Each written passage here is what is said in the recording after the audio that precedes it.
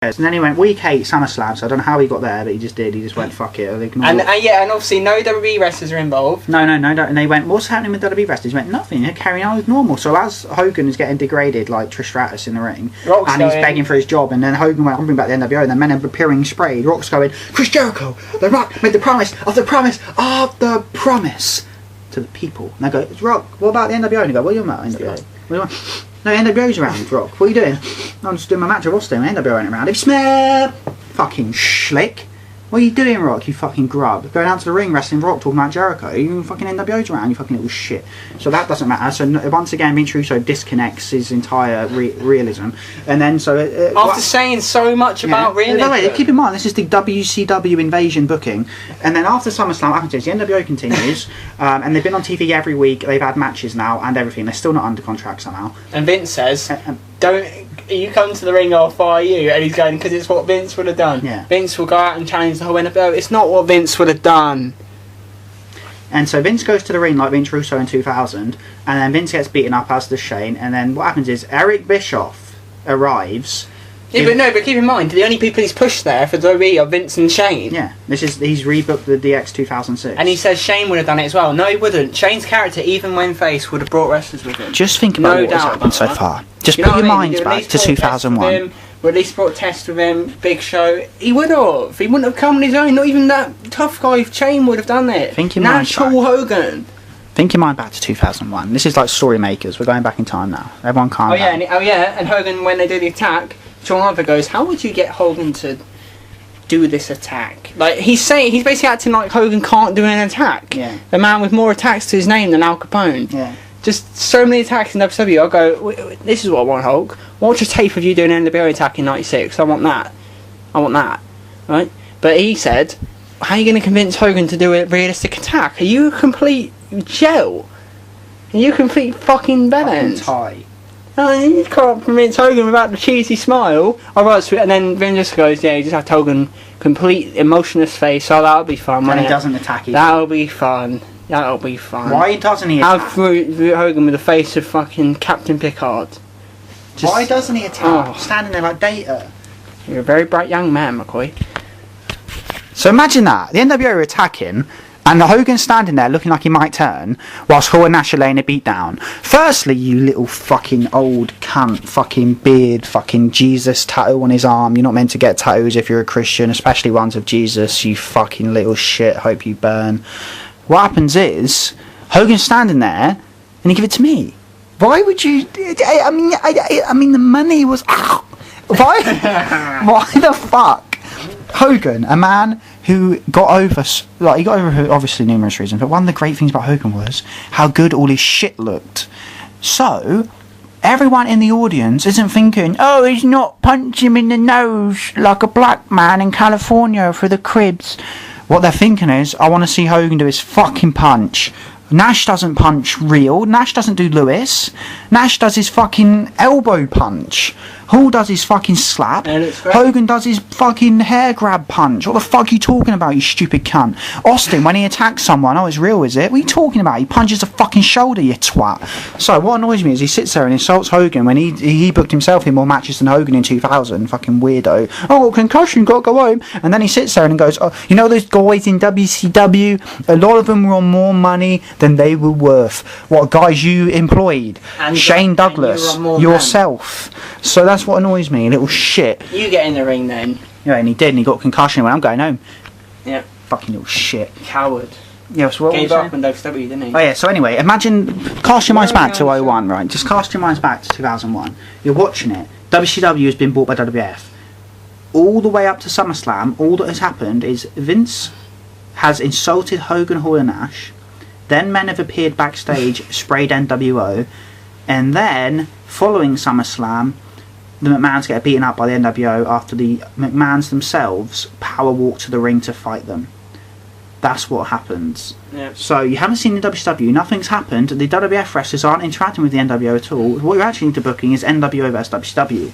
Then Bischoff appears in the crowd with a smirk on his face, and then he acted like this was really good. And then the next week, Bischoff says to Vince, hi Vince, I couldn't control the NWO, employ me to try and control the NWO. And then Vince says, yes, here's your contract. And then Sean Oliver said, So it's Bischoff coming in to swerve Vince and bring the guys in, which is obviously what everyone at home would think, because this is fucking booking 101 to Vince Russo. And don't forget, he said, I'm not doing a wrestling angle.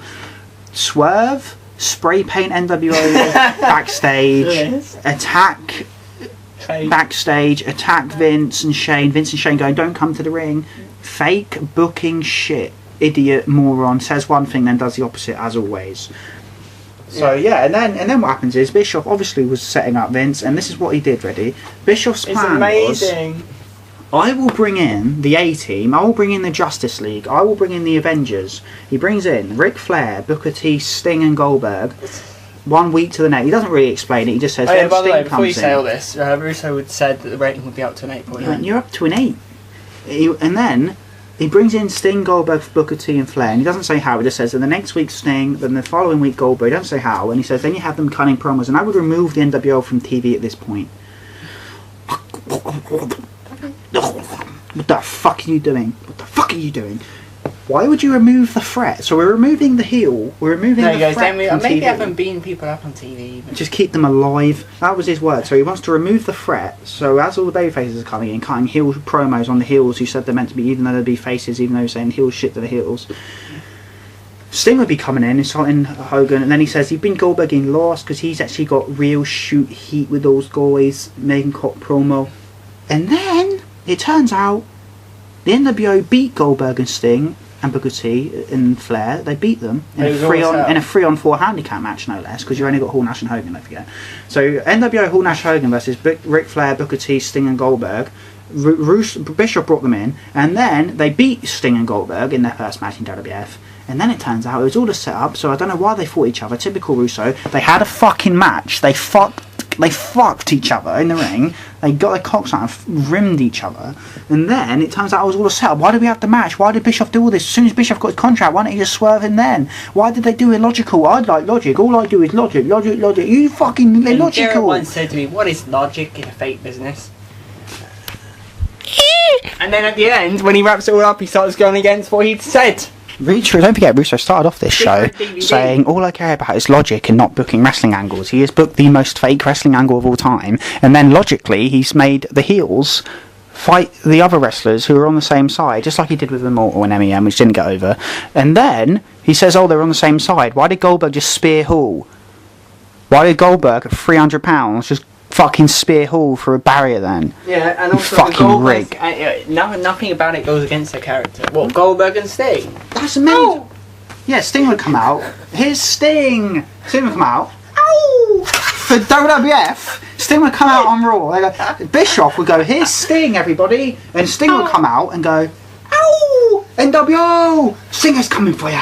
And then next week, Pie-face here, throwing oblivion. and then next week you go, here comes Goldberg, everyone. Goldberg come out and go, NWO, who's next? And then they'd all go into a match. They'd fucking fight each other. NWO ain't nothing but an ass.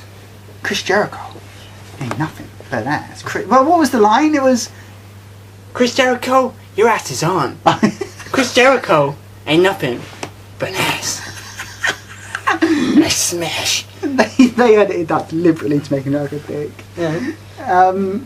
I'll go say NWO, pie-face here, and throw you in oblivion. Ow! Like on Raw.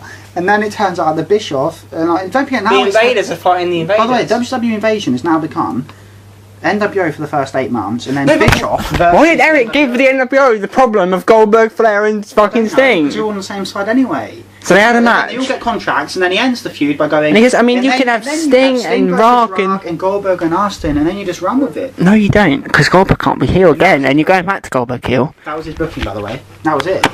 So it's been NWO versus WWF for the whole first 8 months. Just them versus them, and all they wanted was a job. No, NWO versus WWF. You know what I meant? NWO versus Vince and Shane. Just listen to these words. It was NWO versus Vince and Shane for the whole time, whilst doing the generic spray paint found in the back. Then Sting, ow, and Goldberg. Who's next? Booker T, Soccer, and Ric Flair. Woo! All came out by Bischoff. But by this point, the feud has become. This is now the autumn of 2001, don't forget. So that's all happened in all of 01. So this is where we are, like we're in like the end of October now, and finally Sting and that have come in, even though all these men can't come in anyway because they're all under like 5 mil contracts. Flair was in on it.